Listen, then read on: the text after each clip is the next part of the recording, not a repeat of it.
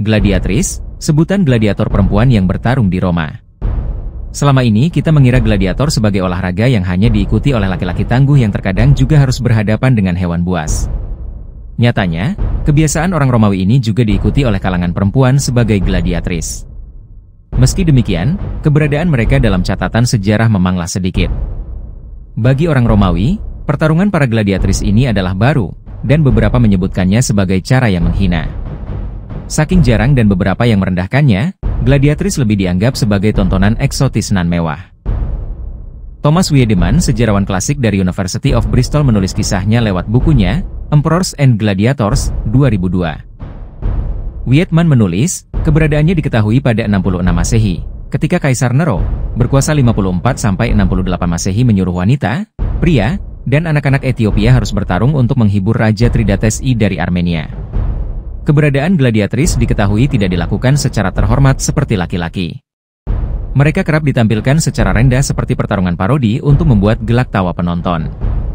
Sejarawan masa Romawi Publius Cornelius Tacitus 56-120 Masehi, mengisahkan posisi gladiatris masa Nero.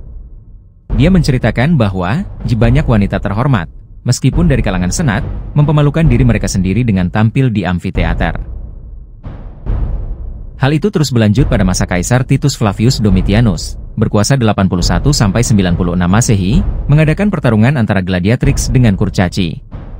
Walau, sebenarnya ada juga pertarungan yang secara sah sebenarnya dilakukan antar gladiatris untuk kehormatan mereka masing-masing.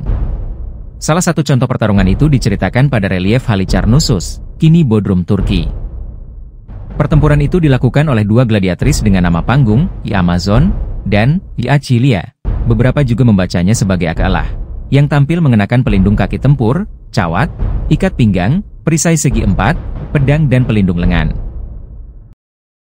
Selain Amazon dan Achilia, arkeolog Luciana Jacobelli dari University of Rome juga menemukan cerita gladiatris lainnya lewat buku Gladiators at Pompeii. Dia mengungkap pertarungan Mevia dengan binatang buas seperti babi hutan. Cerita Mevia ini sebenarnya ditulis oleh seorang penyair masa Romawi, Decimus Junius Juvenalis, yang hidup sekitar abad kedua Masehi. Juvenalis menulis, gladiatris dilatih untuk pertarungan dengan metode pelatihan dan penggunaan senjata yang sama seperti laki-laki. Semua yang dilatih adalah perempuan dari segala kelas masyarakat, tetapi tampaknya pertarungan yang terjadi sangat sedikit akibat stigma yang sangat kuat pada masanya. Juvenalis menulis, masyarakat Romawi jarang menghiraukan masyarakat kelas bawah, sehingga pertarungan gladiatris biasanya karena hinaan sosial, dan tidak membawa nama baik keluarga. Pada saat yang sama, tampaknya tidak ada wanita yang berlatih dengan pria di sekolah dan tidak ada catatan tentang seorang wanita yang bertarung dengan pria dalam pertunjukan manapun.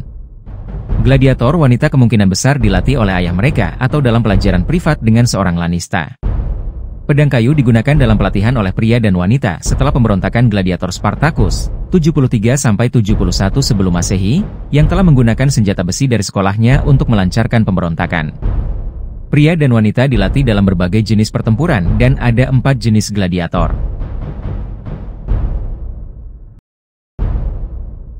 Murmillo, memiliki helm, dengan jambul ikan, perisai lonjong dan pedang. Retiarius, yang biasanya melawan Murmillo bersenjata ringan dengan jaring dan trisula atau belati. Suku Samnite memiliki pedang, helm berpelindung, dan perisai lonjong. Bangsa Trakia, Thras bersenjatakan bilah melengkung, asica, dan perisai bundar. Setiap gladiator diajarkan untuk bertarung dalam salah satu dari 4 disiplin ilmu ini dan penghargaan untuk keunggulan dalam pertarungan bisa berupa ketenaran, kekayaan, dan gaya hidup yang tidak pernah bisa diimpikan oleh wanita yang terhormat di Roma. Jangan berpikir bahwa hanya karena mereka perempuan maka gladiator ini tidak sekejam atau bahkan lebih kejam dari gladiator laki-laki. Dalam banyak tulisan lain, gladiator wanita digambarkan kurang berbelas kasih dan jauh lebih licik daripada gladiator laki-laki. Karena eksklusivitas mereka bahkan lebih dipuji daripada gladiator laki-laki. Namun bisa jadi karena mayoritas publik yang menghadiri pertunjukan seperti itu adalah laki-laki, para penonton itu menganggap para gladiator wanita menarik.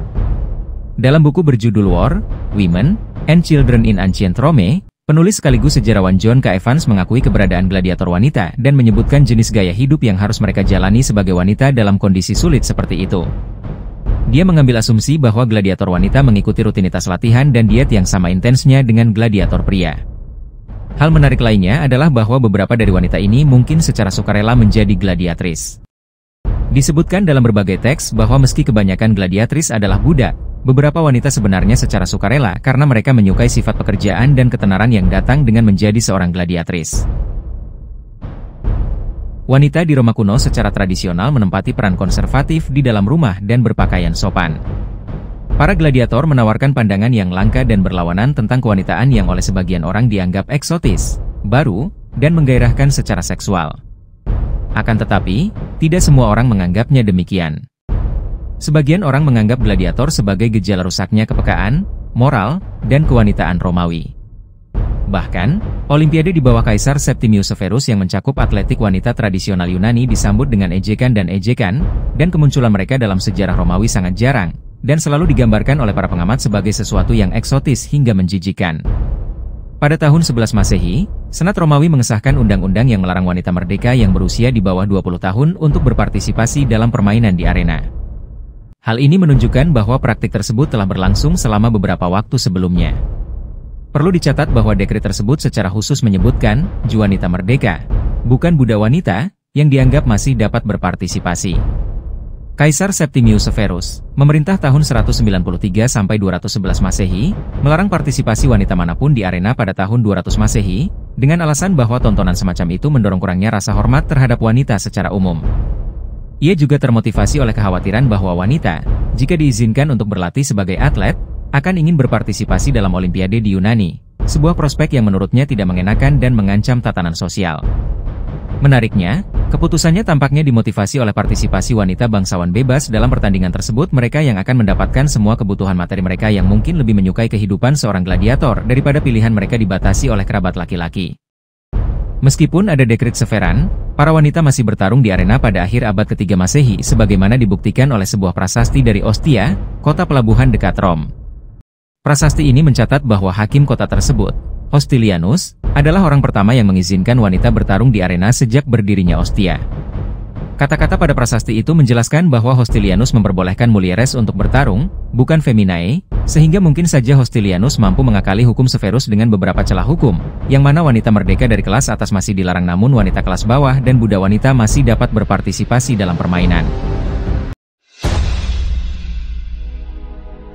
Itulah kisah singkat gladiatris-gladiator perempuan yang bertarung di Roma.